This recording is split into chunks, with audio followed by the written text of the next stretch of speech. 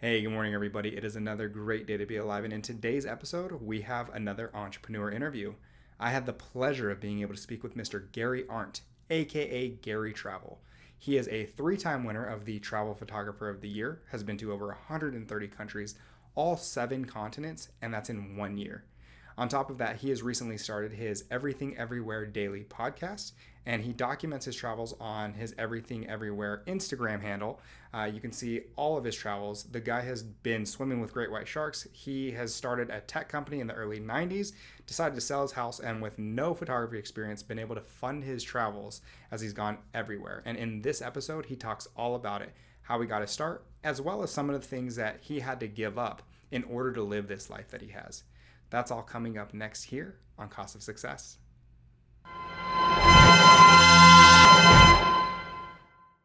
Gary, thank you so much for being here. I really appreciate this. This is a huge honor to be able to talk to somebody as well-traveled as you.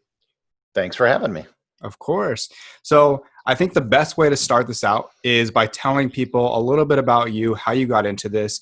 But for me, I really wanted to start at the beginning when it comes to, I saw here that you got out of college in the early 90s. So out of Minnesota, you come out of there. And what did you go to school for originally? I got a triple major in math, economics, and political science. But in reality, the reason I was there, I was recruited to be on their debate team. At the time, they had one of the top academic debate programs in the country, and I was really good at it in high school. So I was recruited by their coach, and that's probably what I spent most of my time working on, was that.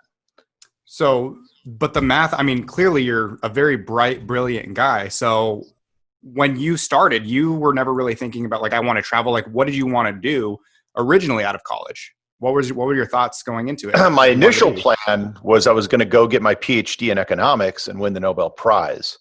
But I learned kind of quickly that I really didn't like academics or academia. I liked learning, but I hated doing research, and I really hated the academic environment. It's just not the place for me. Just not a place I was comfortable in. So I went and coached debate for a couple of years, and eventually I had an opportunity. This was just when the internet was starting to become a thing in the early 90s. And I had this friend who was a roommate in college who was doing some computer programming, and he had a brother, and he had found out this thing called the World Wide Web. And he had a 9600 baud modem, that an account. And, this was before everything, really, right? Yahoo was a couple of guys at Stanford who just made a list of links that they liked. And his brother said, you should create a program that will hook up databases easily to an HTML page, because it was very difficult to do at the time. And just hosting a web page was really expensive back then. You had to get like a Sun workstation or a server, which was like, many thousands of dollars. It had to be hosted on Oracle, because there wasn't Linux, there wasn't PHP, there was none of this stuff. You had to do Perl scripting. So it's really hard to even put a simple database online. So he says, make something very simple that would use something like HTML to put a database up. And you should also put it on this new platform called Windows NT, which was Microsoft is creating a server platform, because it would be really cheap, and then you could run it on any computer. So he did that, and he created a product called Cold Fusion. And I started developing websites in Cold Fusion. These were websites hooked up to a database, which at the time were rather novel, right? Now everything is, but back then it wasn't. So I started doing that, and the company, was just me, and then I hired a friend who had a friend, and then 4 years later I had 50 people, and I sold the company before the dot-com bubble burst, and did stuff after that. So, okay. So you was about 99 that you sold that company? 98 was when I sold it. Now, when you guys were at that point in time, I'm a little bit, I was probably too young to understand what was going on at that time. But from what I understood, they were just handing money to people. I mean, this is Basically, yes. I mean, so when you, But I should say I never received a dime of venture capital. I bootstrapped the whole thing myself. I had no money when I started, and I just grew it. You know, I always tell I funded it through poverty. I was the lowest paid person in the company, and you know, it's really hard when you're starting a business like that, especially when you take the step of hiring people, because when you have to meet payroll, that can be really difficult sometimes. You know, you may have receivables coming in, but your clients haven't paid you yet, and you have to figure out a way to pay your people. And the way you will do that most often is you don't get paid. But basically, you're right. They were all kinds of ridiculous businesses and stuff that got money. I remember there was this one guy I worked with. He had this low-level job at some company, and then 2 years later, he reappears, and he's the CEO of this company that I think it was called Espanol.com, which was just for Spanish speakers. mm-hmm. And I don't know why Spanish speakers need a special website for things in Spanish. Right. I mean, it failed miserably. But there were lots of stuff like that, like happybirthday.com, where you could get birthday stuff as opposed to, you know, you need a special website for birthday stuff as opposed to a special site for anniversary stuff or things. I mean, so there are a lot of these really dumb ideas. Yeah. So they And now it's specialized just in everyone was getting money, basically. Yeah, anyone that had an idea. And here's the weird thing is that if you look at if you go back and look at the projections a lot of people made about, oh, people will be buying things online, you know, 20 years from now, they were all wrong because they underestimated it. Mm-hmm. So everybody understood the power of what the internet could be about, but so that's why everyone was throwing money in it and why the valuations went up so high. But I think people got a little carried away in terms of that anyone online was going to be able to make money, and that certainly was not the case. But when you sold your company, I mean, that had to make you a multimillionaire at that time, right? I mean, that's late 90s, right before the bubble burst. So, I mean, I had a consulting firm, so it wasn't like I had a website or a product like that. mm-hmm. So I did well, but Mm-hmm. it wasn't, you know, Mark Cuban well, nothing Okay. in that. So after that takes place, because that's one of the things with somebody who's wanting to start up a travel blog, they would say, oh, well, why would I be able to do it? If you look at Gary, you know, he was already this, you know, super rich guy that was able to afford traveling. But one of the things that I found interesting is that when you sold your company, the company that you sold it to, you were able to get them to basically send you on, you know, a little bit of a travel vacation for you to get your start. Is that right? Oh, absolutely. So after I sold my company, I sold it to a big multinational firm, and I really kind of had no place in the company. I was contracted to work for them for 1 year as part of the deal, but I wasn't doing anything. So I basically conned them into sending me to their offices around the world to go talk about, you know, app development and stuff like that. So, and it was the first time I'd ever really traveled anywhere. So I got to go to Tokyo, Taipei, Singapore, Frankfurt, Paris, Brussels, and London. And it was like a 2-week whirlwind tour. First time I had ever really, you know, left North America. And that really kind of started me on the path of traveling. And so once you got that, it wasn't immediate that you were like, okay, I'm going to do this full time. Because, you know, when I was looking through this, it said that that was 98 and you didn't get your real start until 2007 when you sold your house, correct? What were you doing in between that time? So yeah, I took the trip in the start of 99, which I distinctly remember because there was a giant sign on the Eiffel Tower that had 1999 on it, getting ready for the year 2000. So I had another company I started that was in a video game website. So there's a guy near me that had a very popular website. It was a news website about first-person shooters like Quake. And I bought that from him, and we expanded it, and it was a pretty big network actually at one point. We had the biggest site for EverQuest, which was a big game at the time. We had the official site we hosted for Counter-Strike. So the problem was we had a deal with CNET, And then one day where we sold them 100% of our inventory. And then when the .com bubble burst, they pulled out of the contract, and that screwed the whole deal. It was doing great at one point, I ended up going back to school. I was kind of at a period where like I didn't know what to do, and I like learning. So I had always said, if I could go back to school again, what would I do? And I said, well, I would do one of two things. One is I would blow off all my classes, and I would focus on debate. And I'd be like one of those football players that doesn't go to class, just focus on sports. But I would do that for debate, because I did well as a debater, but I'd never won a national championship or anything. I came close. So I'd do that. And I was like, well, I can't do that anymore. I don't have any eligibility. And option two was I wouldn't debate at all, and I would get a degree in physics. I was like, well, I could still do that. So I enrolled at the University of Minnesota, which was nearby, and I just started taking classes in science. And I ended up studying geology and geophysics, which I found really interesting for 2.5 years. And then I came up with this idea about traveling around the world. It had just kind of hit me one day that, there's no reason why I can't do this. I'm not married. I don't have kids. I can afford it.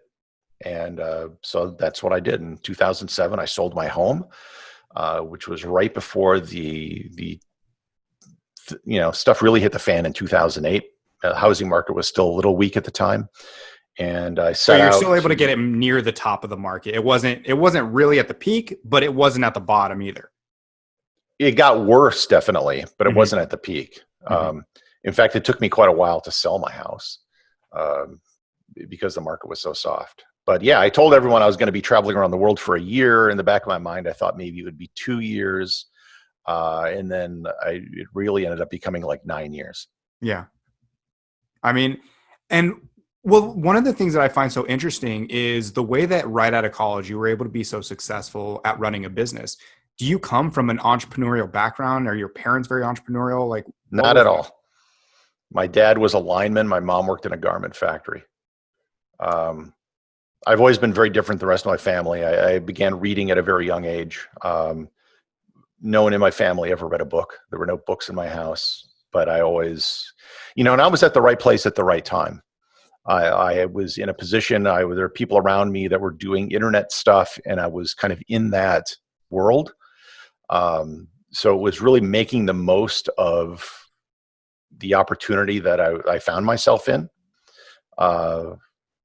If I was to try to restart the same kind of company today, I don't know if I could do it. Not in the same way to the same level I did. Right. So much of it was timing. I mean, you were there at the birth of the internet. Now, did you have any idea that it could be as big as it was because you were in the industry? We all knew. All of us knew. All of us knew the power of getting information, globally, instantly at zero cost. And there was even, I was doing stuff. We before blogging was blogging, or before podcasting was podcasting. I was doing with the gaming website. We were doing live audio streams. It was much more complicated to do. This is so simple right now with what we're doing on Zoom, but where we literally had phone lines and things like that. We had limits to the number of people that could listen, but everybody knew it was just a matter of technology keeping up. So, even when you had like a Palm Pilot, everybody kind of knew there was something better. And like when Steve Jobs introduced the iPhone, everyone was like, okay, this is it. This is the thing we were waiting for. But yeah, I think that if there's anything that people missed, it was the fact, I don't think anyone saw the downside of it. That if you look at a lot of the things that are happening in the world today, the underlying thing that doesn't get talked about is the internet is behind all of it. Whether it was the election of Donald Trump, whether it's everything surrounding George Floyd, that would never have been known if it wasn't for people on their phones being able to broadcast this around the world. Coordination of people, whether it's through protests or whatever, right? Things with the pandemic. Think of how people have been shut in the last few months, and how tools like Zoom and video conferencing. Everybody knew video. Back in the 1960s, AT&T had a booth at the World's Fair in New York in 1964 showing video telephones.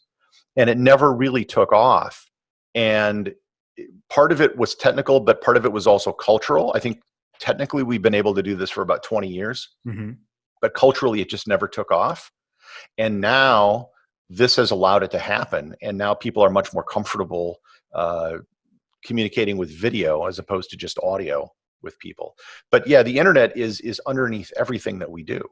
And so much so that we don't even think about it anymore. Yeah. And so for you, I mean, when you were getting that start, did you think, all right, I'm going to sell my house. This is back to 2007. I'm going to sell my house. Like you said, I'm going to travel for about a year, possibly two. Did you, before going, set up a budget and say, okay, I need to spend this much per month? And then how did you even think about trying to supplement your income? Did you just know that you had enough to be able to do it for a year? What was your thought? I had no budget. I had no plan. And I made no money off anything in travel for at least 4 years. Wow. But I didn't spend a lot necessarily either. And that's the other thing people don't realize about travel is they think, oh, I'm going to go to Europe and I'm going to get these hotel rooms all these nights and I'm going to fly there. But when you're traveling full time, you're not paying for rent back home. You're not paying for insurance. You're not paying for all the things, the utilities that go into daily life. You take all those expenses away, plus you stay in more affordable accommodations in more affordable parts of the world. You can live really cheap. There's this movement of people that have gone to, like, Chiang Mai is one of the most popular places in Thailand, where they go to start online businesses. And the reason they go is because you can live there dirt cheap. For like $500 a month, you can get a place to live, all your food, drink beer every night. And you just can't do that in the developed world. And what's been happening in the last few months, because every country has been hit through tourism because of the virus, other countries are now starting to realize the potential of having digital nomad type people show up. So just in the last few weeks, Barbados, the country of Georgia, and a couple others have created new visa regimes where you can stay there for the long term. So it's not like you have 1 month or something for a tourist visa. You can now stay there for a year, and they're cool with it because if you're working online, all you're doing is spending money in their country, money that you would otherwise be spending on, food and housing and transportation at home. You're now spending it there. So one thing that, because like you just said, it doesn't have to be totally expensive, but that's before I started speaking with you, I was kind of blown away because my wife and I, about 3 years ago, we decided, okay, we want to go to Europe. Specifically, we wanted to go to Florence. We wanted to go to Paris. We wanted to go to Rome. So those are the big touristy things. And we kind of budgeted and spent for the two of us about $10,000 to $12,000. So yeah, and those are the places that are going to cost you. Now, if instead of, because everybody wants to go to those same places you listed, and those are fine places, but if instead of that you said, okay, we're going to go up the coast from Venice a little bit and not even Dubrovnik, but we're going to go to Kotor in Montenegro, which is just as great of a place to visit, to be honest, as Florence or a lot of these other well-known places. You're going to spend a fraction of the amount of money because nobody goes to Montenegro. It's right on the Mediterranean. It's gorgeous, but still relatively unknown. And I bet you would pay a third of what you would otherwise pay if you spent time in the Balkans or if you went to Southeast Asia or Central America. The problem is everyone goes to the same place. Right. And that ends up, so you end up with crowds of people that push up the price. And, I have an unpublished book on the subject, which basically goes through alternatives to a lot of these places. Even if you were to go to Europe, there are cities other than Florence where you can, again, stay for a fraction of the price because it doesn't get as many visitors. When you said it took you about 4 years to start being able to make an income, how long was it? Because from what I've heard in past interviews, you said you had no experience being a photographer. So correct. All those 4 years, was it you trying to start basically your blog and your travel business during that time? So from a business standpoint, So I started my website when I started traveling, actually beforehand, and for the longest time, it was just friends and family that read the website. But I did have one thing going for me, is that when I started traveling, I went to really weird places. Hmm. So when most people go on an around the world trip, they're going to go to the places you just mentioned. They're going to go to Paris and Rome and London and Sydney and Hong Kong, place like that. I took 6 months to cross the ocean. I was going to Tonga, Samoa, Vanuatu, the Solomon Islands, Kiribati, those kind of places, because I've always been fascinated with the Pacific. So I was going to very different things. And so I started in March of 2007. By the time December rolls around Christmas, I'm in Hong Kong. And I realized, having run some successful businesses in the past, that nobody was reading my website. And if this was either a waste of my time, or I needed to think about this as a business. And I had no background in the travel industry, nothing. So I literally went to a newsstand in Hong Kong. I bought every travel magazine, sat down, opened it up, created a spreadsheet, and then just did an analysis of, like, what do they write about? And one of the conclusions I came to is they put a lot of emphasis on photography. That's really important, because I think there's a travel porn element to travel media. And they write about an enormously large number of places in every issue, far more than any human could ever visit in 1 month or even a year. This wasn't for travel planning. People were doing this as a fantasy.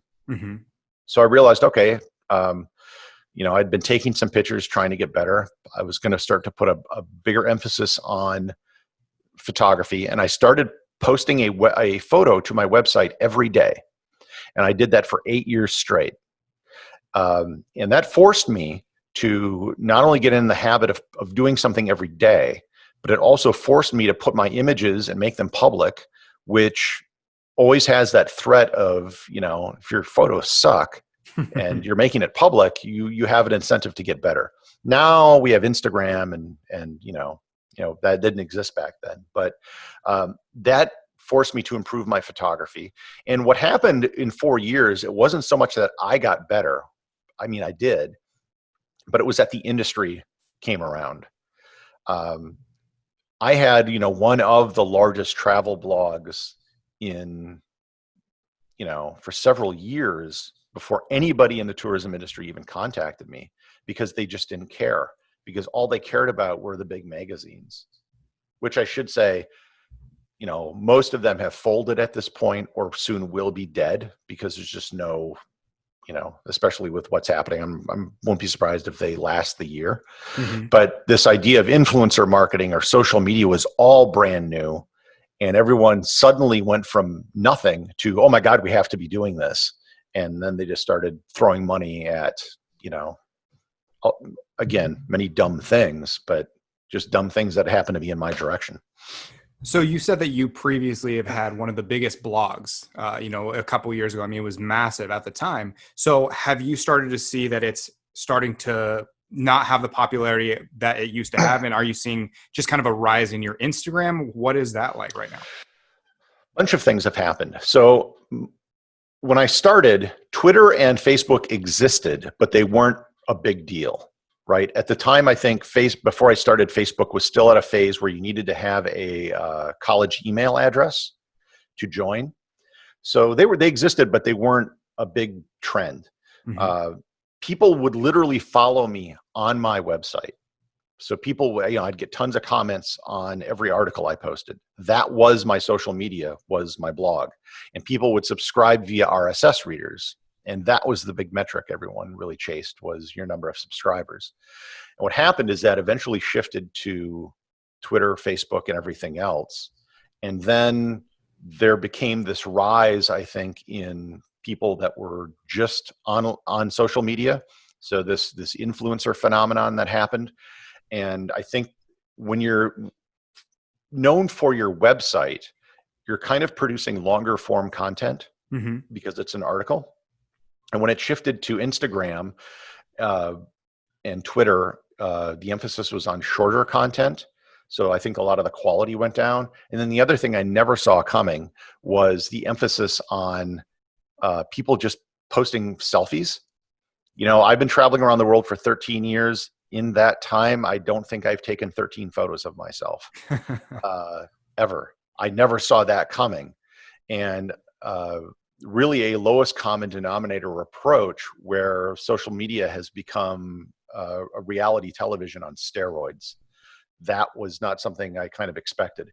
And what happened is when people stopped following your website and started following you on social media, not only did the traffic go down, but then Google, within the last 12 months, has been starting to steal a lot of the traffic in the travel industry because they want to get hotel and flight bookings. And it's become a lot harder simply to do something on a website. And I think that, the future is really going to be in audio and visual or video, simply because people can have a bond with someone when they hear their voice. I've been podcasting for 11 years. I have a podcast with some other people called This Week in Travel. And if you look at the numbers by what I do, it's the smallest thing. I have, big followings on all these platforms, but podcasting is the smallest. But when I meet people in person, the thing they always mention first is the podcast, because they hear my voice and they have a bond with you that's far greater than what they're going to get on social media. So they build more of a connection with you through Absolutely. your podcast more than any other platform media that you use. I mean, yeah, think if you were doing this interview with me via text, or like you sent me some email questions, and I get a lot of those. Yeah, I can answer all your questions. And maybe, even the answer, let's say for the sake of argument, I'm giving the exact same answer in text that I would be giving right now. It's very different when you can't hear my voice, or you can't hear the intonation or the inflections in what I'm saying. Right. And you can't see me. People, I think, tend to follow other people online more than they do brands. Whereas, yeah, and that's the reason why. I've heard you say in past interviews, one of the most important things when it comes to competing with these big industries is exactly that. You have the ability to build a personal connection that something like National Geographic is not going to be able to do. And that's National Geographic is a huge brand, successful brand. They're not going anywhere. But if I asked you, who is National Geographic?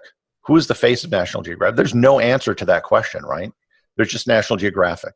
Right. And, they could fire all of their editors and writers tomorrow, hire a brand new staff, and most people would neither know nor care that happened, so long as it's still National Geographic and it's still National Geographic type content.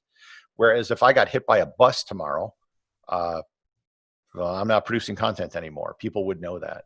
And I think that's the only thing you can do. And I think if you look at a lot of the big like YouTube stars, that's exactly what they do. Yeah. That's how they differentiate. One thing that, with my channel, Cost of Success, one of the things I'm always interested in is there's always something that has to be given up. When it comes to accomplishing success, you have to give up something. That's just the way life is. So with all these travels, everyone, I feel like, dreams. If you ask people, hey, if you didn't, money wasn't an option, what would you do? Oh, I travel all over the place. I mean, what are some of the downsides to traveling that you've had to kind of give up that maybe you regret? When I got an apartment again after spending almost 9 years on the road, I had a bunch of stuff in storage, and I remember taking it out. And this is stuff I hadn't even looked at in basically a decade. I got an apartment. I live in Minneapolis right now, not far from where I lived before I started traveling. Most of my friends that I had before I started traveling have either moved or they got married and had kids. Their life kept going. Mm-hmm. So it's not like I had this 10-year pause on my life. And then when you get back, you're 10 years older. It's not like your life can just go back to the way it was. I had the opportunity to see and do things only a tiny fraction of humanity that has ever existed has ever been able to experience. And that's very cool. Mm-hmm. But at the same time, I wasn't hanging out with people and going to bars and restaurants and going on dates and stuff like that. And so there's a huge, personal part of life that you miss. There's a community of people that, I know who travel like I do and have been doing so for a very long time. A lot of who started around when I did. And I would say none of them have ever really developed any sort of long-term relationship since they've started doing this. Mm-hmm. Unless they were or married and in a relationship when they started, those people are still all together. But if you weren't when you started, you never really developed that. And that's the biggest downside by far. No, is that the case for you? Like you said, you weren't dating. So looking back now, is that something that you regret? I mean, you've done something that so few people have, but I mean, is that something like, hey, you still have time. Do you want to get married? Do you want to have kids? Or are you like, look, this is where I'm at. I'm going to continue traveling for the rest of my life. Well, right now I can't do anything for travel. So that's kind of out of my hands, but yeah, it's if you go to Tinder or Bumble or one of these things, and I'm saying this from the perspective as a man, heterosexual man, right? You'll see, almost everyone's like, oh, I love to travel. That's always in their bio. Yes. And then when you say, oh, really? Right. Travel? I think some people can find it intimidating. You get people occasionally that are enthralled at the idea, but really what they want is to just travel for free. Right. And it's also, I think, I wrote an article once about how traveling can just make you a pretentious douchebag, because I realized after 9 years on the road, what do you talk about with your friends? Oh yeah, I saw this TV show or, whatever in my life. And it's like, what are you going to talk about? It's like, yeah, when I was in Egypt, I remember, blah, blah. And you just sound, like that guy. But then again, I'm like, well, that's all I got. I've had nothing happen in my life except all these things around the world for the last several years. And that's what you come across looking like is, Yeah, because you're not trying to brag in any way, but you have nothing else to relate to. You did go to Anchor Wild. You did do all of these amazing things when it comes to being in a Formula One race car. And it always seems, I'm assuming, like you're trying to one up them when it's like, no, I'm just trying to explain like what my day was like because I have nothing else to relate to. Oh yeah, I can one up people all the time. And in fact, one of the things I've really kind of learned is I just sort of shut my mouth now. I don't, I would always get into like arguments and spats and stuff online. And then I eventually realized like, what purpose does this serve? I'm not changing no one's had their opinion changed by a tweet or a Facebook post ever. Mm-hmm. And it was doing nothing. And now I really just keep to myself and I don't bother, nothing is achieved by it. And I think a lot of this has to do with what I said, like the downside of the internet. Right. One of the biggest downsides has been social media. I've completely changed how I do social media over the last year. What specifically? My Facebook page, if you, every single person that I'm friends with on Facebook, I don't get any of their updates in my feed. None of them. Nothing personal. Mm-hmm. I just don't see anything. The only thing I see are a few groups that I'm in mm-hmm. that I want to get those updates for, and that's it. Same on Twitter. I have muted everyone. And I have some lists that I keep of some news things. Other than that, I don't get bogged into the minutia of fear of missing out or a lot of this stuff. It's just not something that I care about, and try to focus on both creating and consuming longer form content mm-hmm. because I think that, I'm sure everyone's familiar with the echo chamber and bubbles and things like that. I think it's a real thing. And I think it's far more healthy to just step away from a lot of that. So I have a question that relates to this, but one thing I wanted to put out there for anybody that's interested in kind of getting started, I'm sure use, I've heard an SLR camera for a lot of your stuff. Technically, no. I used to. You have a mirrorless camera now. Okay. An SLR, just to get technical, means there's literally a mirror in the camera that will flip up and down. So when you're looking through the lens, you are looking through that mirror. In the eyepiece, there's a mirror that bounces the light, and you're literally looking through the lens. In a mirrorless camera, they look the same, right? You can replace the lenses. It looks like a big fancy camera. The only difference is you're looking through the electronic image created by the sensor. Mhm. So I've shifted to a mirrorless, which is really kind of the direction the industry's going. They're lighter. The quality tends to be a little bit better. But yeah. Well, the reason I bring that up was because I was listening to an interview, and it might have been an older one back in like 2012 when you said that. So it makes sense why you said that's a little bit, you used to use that. But one thing that you were saying in that interview was that, you were kind of amazed at some of the technology that the iPhones and are coming out with at this point. And so for somebody getting started, is that really all they need? Do they need this big fancy camera, or is a iPhone 11 still good enough at this point? Depends what you want to do.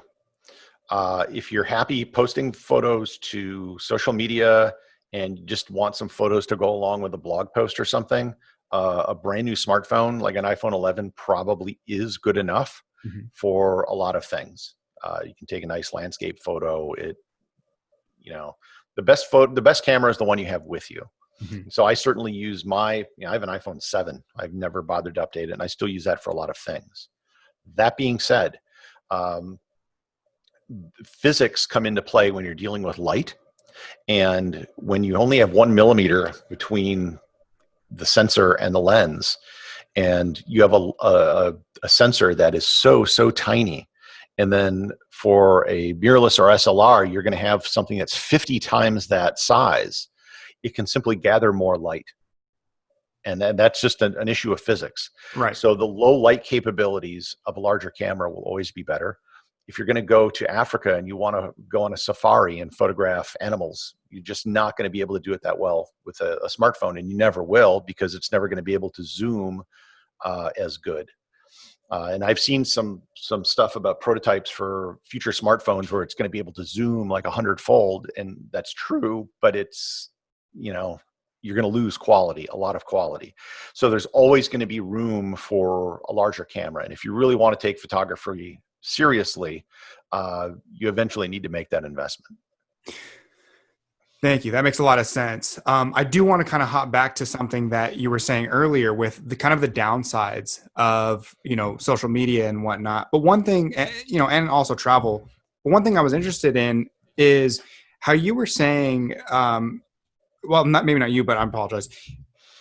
One of the things that I've heard is when it comes to understanding other people, understanding other cultures, and just kind of maybe becoming a better person, and the racism, I guess, is kind of what I'm trying to touch on without touching on it, is how do you think you've been affected when it comes to how often you've traveled and been everywhere? What is your mindset like now when you look at what's going on here in our country now that you've been outside and have seen so much more of a different perspective?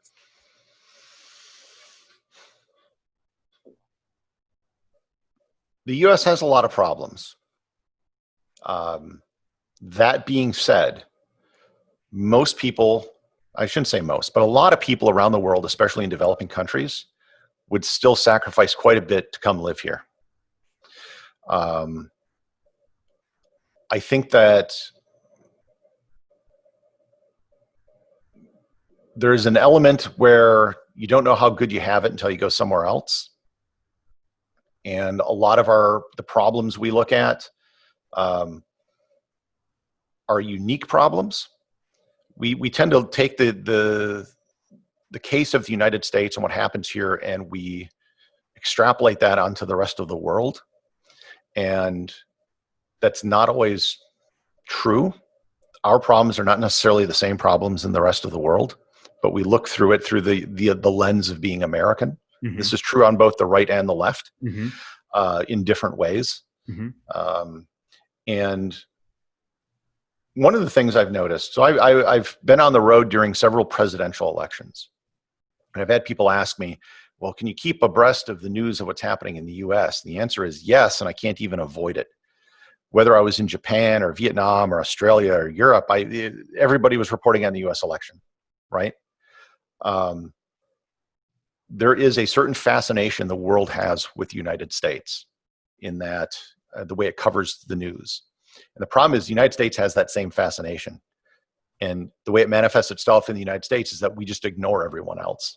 And we become self-obsessed about ourselves. And the problems that exist, if they're going to have a different set of problems. If you go to Nigeria, for example, they have different ethnic groups there. And their worldview for a lot of these people is shaped by those groups. We look at it, we say, oh, they're black. There are no well, I like to say there are no Africans in Africa. Mm-hmm. Everyone I've met in Africa, they'll say, oh, I'm Dinka from Mali. They may have a national identity, plus they may have a tribal identity. But the further away you get from something, you have a tendency to, everything kind of blends together.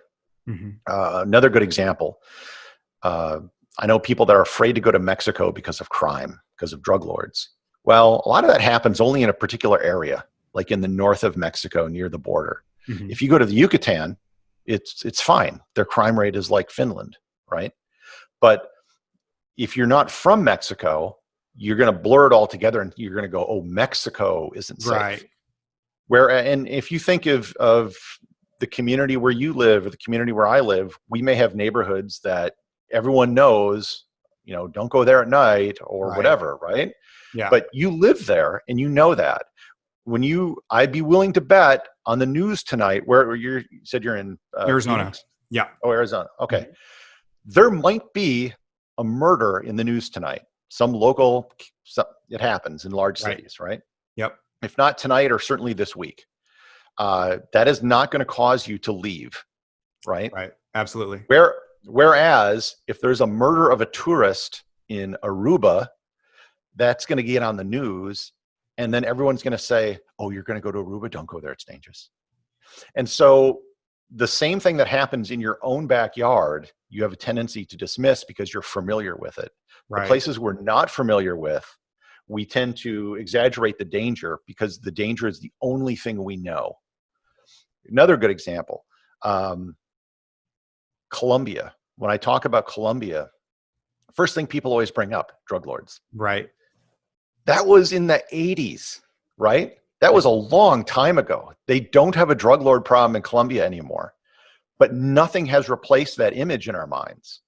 I went to Vietnam and everyone kept emailing me. It's like, oh, what do they say about the Vietnam War? And it's like, because that's all we have for Vietnam. That's our story. After the war ended, nothing else was in the news about Vietnam. It just stopped. And so that was the last thing in our memory. And from their standpoint, the war with the Americans was relatively brief, right? They had 400 years being colonized by the French. We were there for a very brief period of time, like 10 years at the very end of it. And then it's been 40 years, almost 50, since then that they've gotten along with their life. And so we were in this brief period. So we don't take up necessarily all of their consciousness, but that's the only thing we got for Vietnam in ours.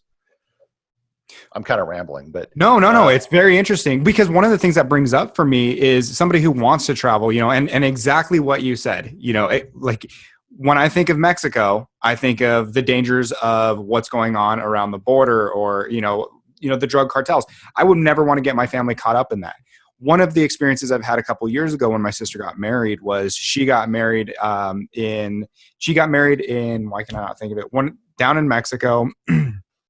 I'll think of the name in a second because, when I'm doing this live, I mess up. But, down in the beaches down there, and it was just the most peaceful and beautiful experiences I've ever had. And the beaches down there were nothing like I had ever been to when I go to California. I mean, they were incredible. I would want to be there again and again. But again, there's that fear of being attacked. So when it comes to you traveling all over the place, you obviously have to take your safety into concern. So how do you do that when you go to a new place? How do you make sure that you're safe when you're going through there?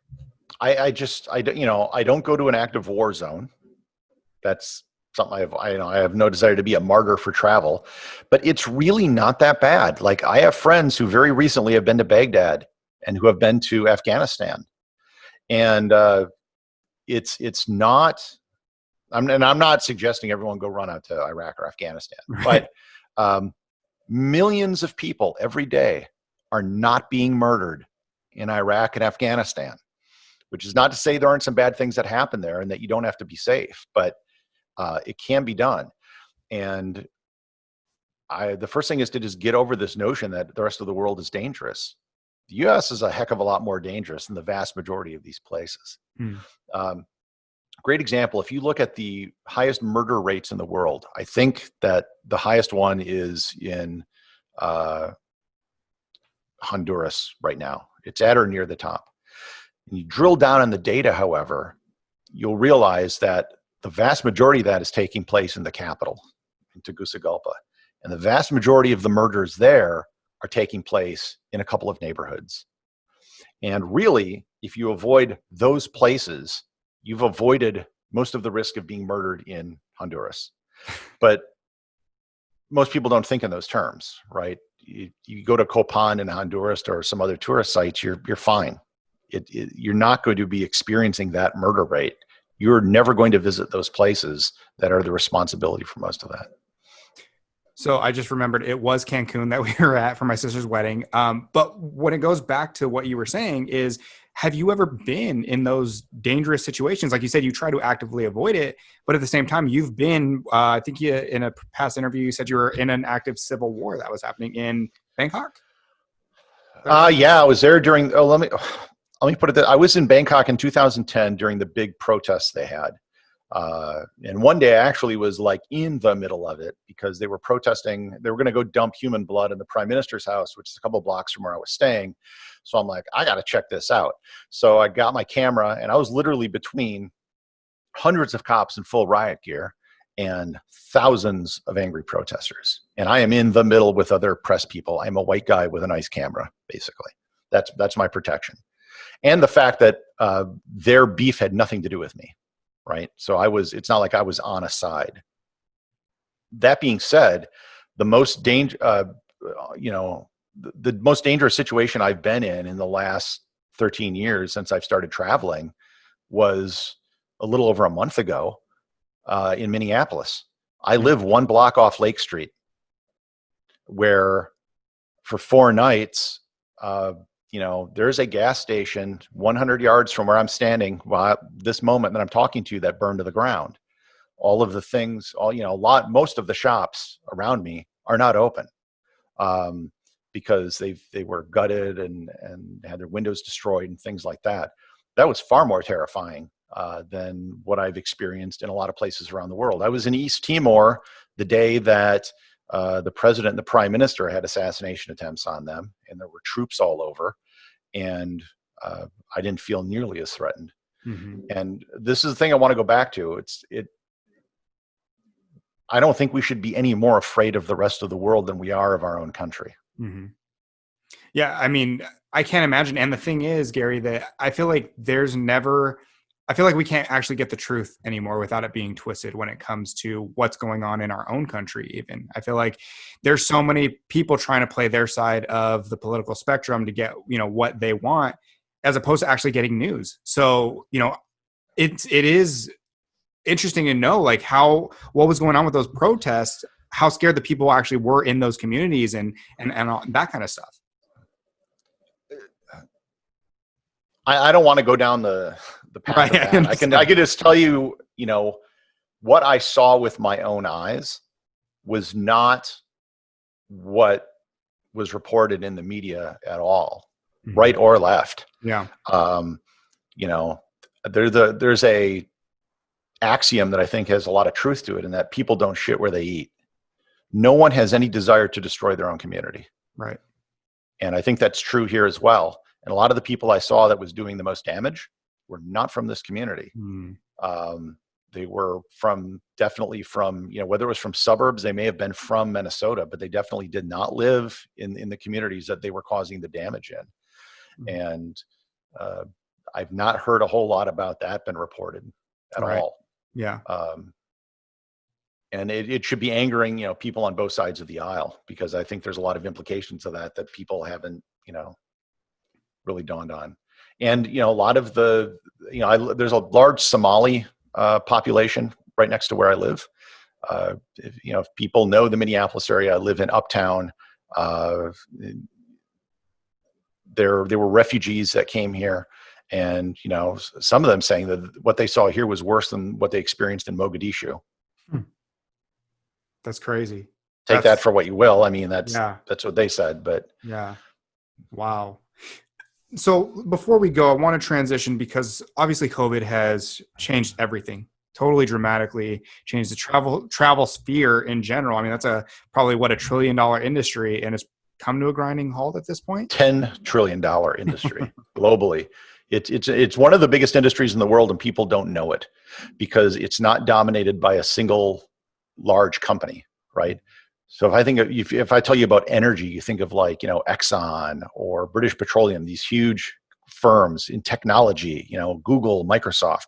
There isn't really anything like that in travel. I mean, there are some big hotel chains, but those are nothing compared to, those massive companies. But worldwide, yeah, it's like a $10 trillion industry.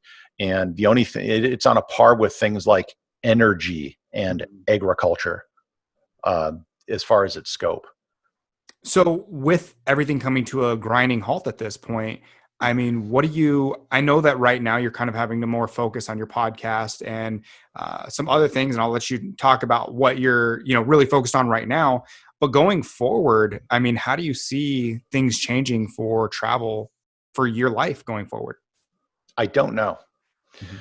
That's the honest answer. So what I ended up doing is I basically, in some ways, have had to start from scratch and to use the lessons that I learned years ago when starting my own website. So I launched a podcast this month, and I had been planning for doing a podcast, and it's not a travel podcast, not travel directly, but it's kind of an infotainment type podcast. And I mentioned earlier that when I learned how to do photography, I posted a photo every day to my website.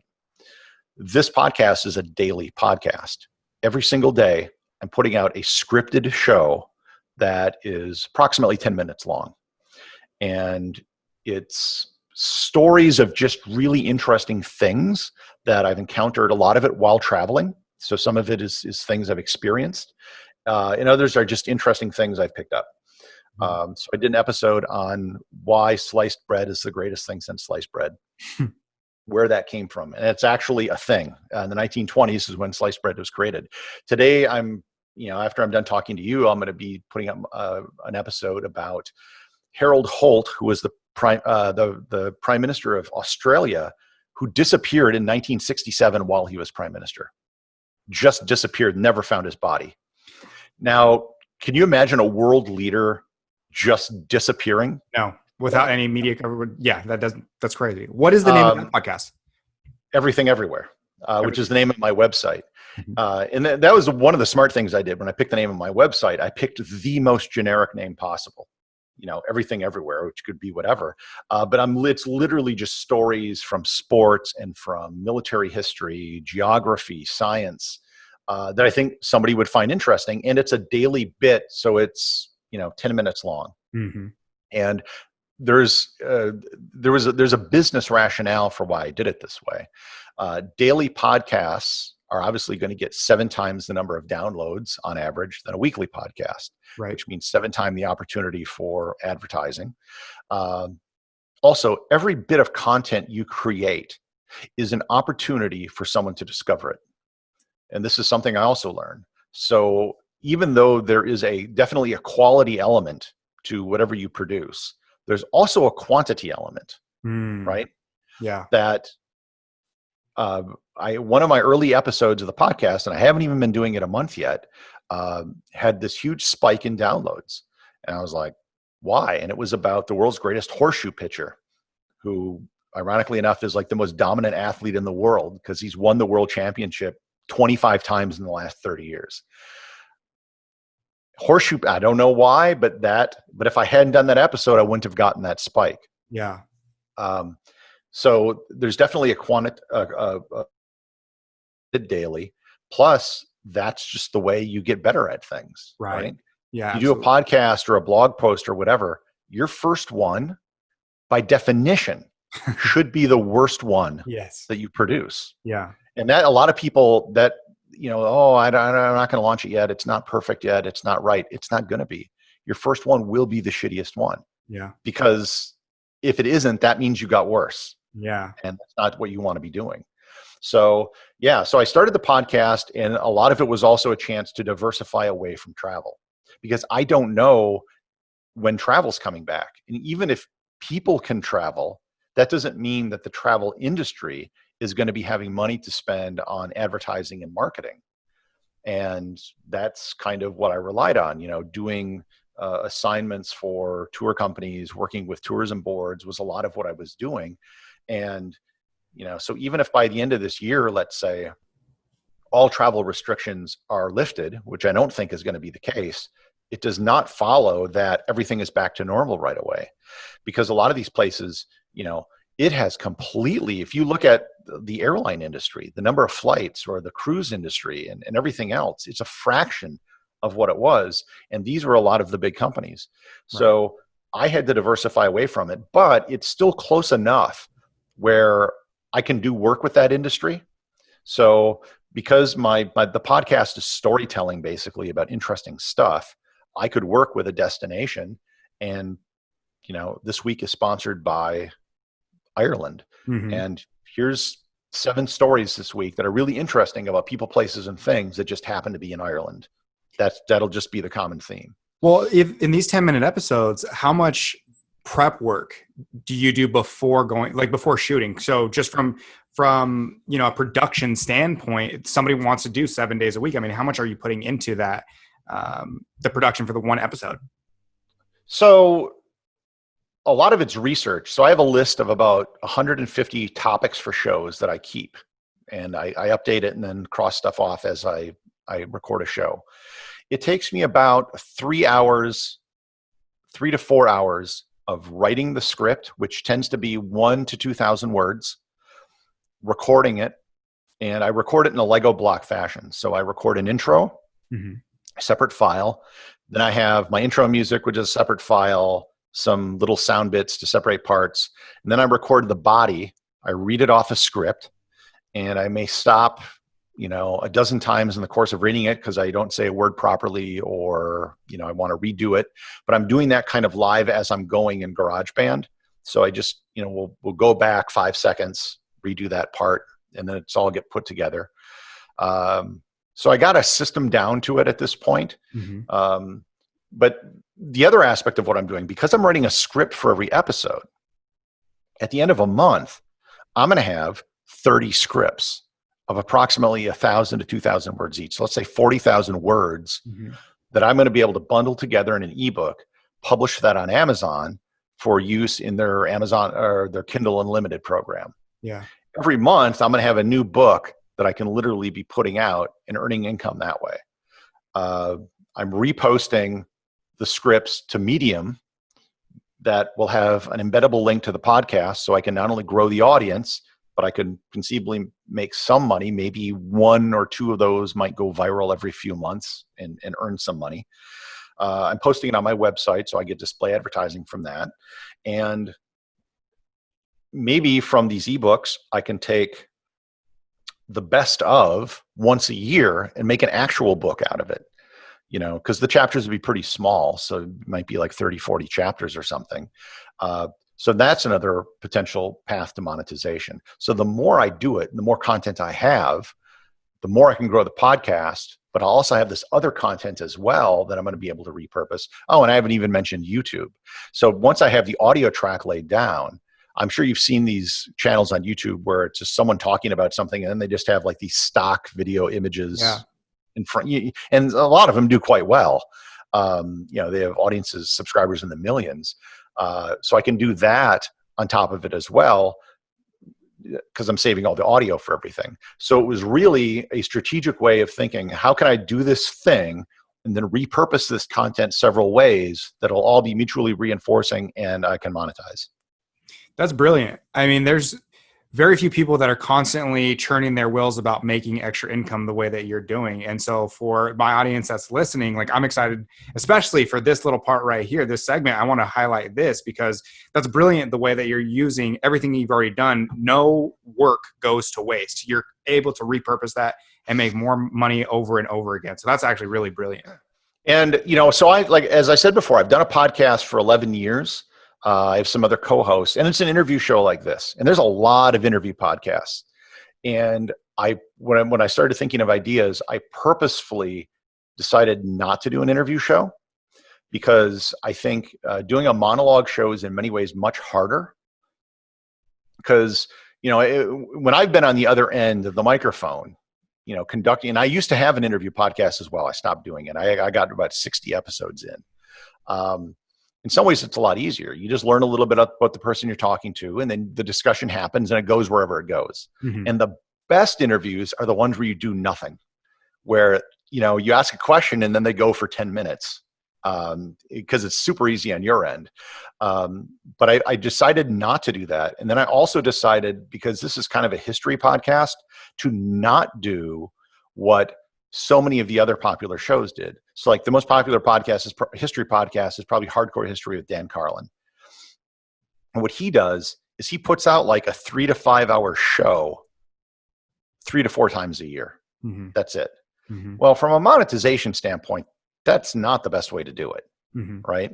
Yeah. One, even though he may get millions of downloads, you split that same episode up into 1 hour episodes, you're going to triple, quadruple the amount you're making. So I went in completely the opposite direction. And I'm also not drilling down on one topic. So the idea is every day you're going to learn something new, hopefully something you just didn't know before. And it's in a brief, digestible format that you're like, oh, I didn't know that. Mm-hmm. And you go to work and you can, tell someone, do you know that sliced bread was invented in 1928 in, this town in Missouri? Yeah. And that's, what you can get out of it. So before we go, one thing, I mean, when you go to your blog, you've done some of the coolest stuff in the entire world. I mean, the thing that really stands out to me, which would probably be the scariest because I'm afraid of sharks, but swimming with great white sharks, you've got so many different things. What are probably the top 3 memories that you have from all of your travels?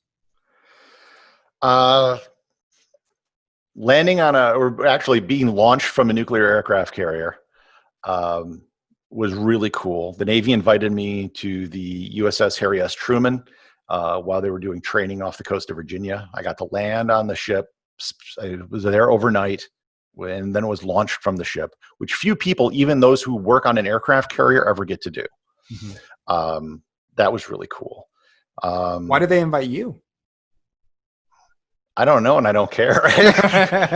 They have a VIP program where they invite journalists and stuff. Okay. So, I got to spend some time on the flight deck taking photos, and it is really impressive. Mm-hmm. Like, if you ever want to see the finest embodiment of human beings working together as a team, nothing can get close to the deck of an aircraft carrier. Everyone has a role and a purpose, and if anyone screws up, people are going to die, and hundreds of millions of dollars worth of equipment will be destroyed. There's a lot riding on the line. And a lot of these people, I remember visiting the bridge of the aircraft carrier. And before we went up, there was a guy in our group who was a retired admiral. And he whispered to me, he goes, the guy who has his hands on the steering wheel, I don't know if that's their word, but the guy who actually moves the ship, an aircraft carriers cost multiple $1 billion. Mm-hmm. Admiral says to me, ask him how old he is. So we're up there, we're getting the tour. And so I asked the guy steering it, how old are you? He says 18. Wow. So the actual control of the ship is not a big position. Right. Mm-hmm. It's something because you're just physically, figuring out the direction of the ship and the speed and everything else in the navigation. That's the tricky part. And that's where the more senior people are doing it, not the smaller ones. The other thing would be probably going to South Georgia Island, which is in the middle of the ocean above Antarctica between South America and Africa. Mm-hmm. Cannot fly there. You can only get there by ship. Okay. That was a very cool experience, just getting out onto the beach and having 250,000 penguins surrounding you. Yeah. Very few things like that in the world. Then picking one beyond that. I normally don't pick the great white shark thing. It's not nearly as terrifying as people think it is. Really? The most terrifying thing about that experience was when the sharks come in, they have a piece of meat, like a fish head, mm-hmm. on a rope that they throw out and pull the shark in. It's not a hook or anything. It's just literally on a rope. And the last shark we had come in grabbed it and didn't let go, and he went under the boat, and the whole boat tipped. And you're No. on the side of the boat in a cage, Jeez. so with just your head above water. So when the boat tipped, the whole cage was submerged, and we didn't have scuba tanks or anything, or even snorkels, because you have a mask and that's it. So we were underwater forcefully in a cage far longer than I had really hoped. Eventually he let go and the boat righted itself, but otherwise I wouldn't be talking to you. But man, there's just been so many cool things. And a lot of the things aren't even necessarily big dramatic things like that. One of the things I experienced, and this isn't something I've talked about much before, early in my trip, one of the first things I realized, I was in Hawaii, one of the first spots I visited. And when you travel normally, in the back of your head is always this idea that you're going home, right? This trip will be done in a week. Whether you're having a good time or a bad time, you're going home. Right. And I realized I can't go home. I don't have a home. Yeah. This is it. Where I am right now, this is all I got. And it was at a point on this trip, I realized a sense of freedom that I've never experienced before or since, that I had no obligations whatsoever. I had no employees. I had no bills, no debts, no obligations, nowhere I had to be, nothing. There was nothing tying me down. And very few people ever get to experience that. And I'm talking even the Bill Gateses of the world, right? Right.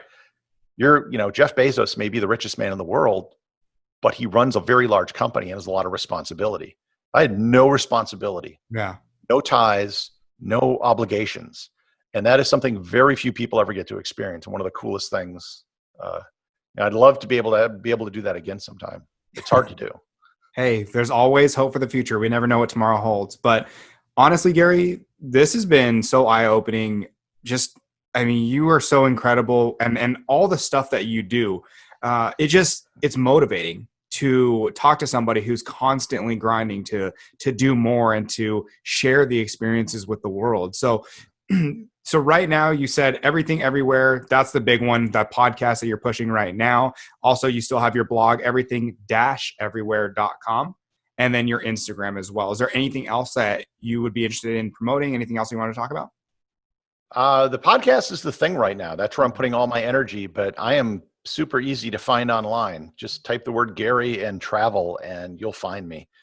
And I'm on all the big platforms. Even if I don't post there, I've at least reserved my name. So yeah, and Google. Even if they don't remember the Everything Everywhere for your website, literally typing in your name, Gary Arndt, you're at the top of the page. So you're a very easy man to find when it comes to Google. So that's great. But well, that should be your name. You're unless you have a real common name like John Smith or something like that. You should always try to at least be number one for your name, so you're easy to find.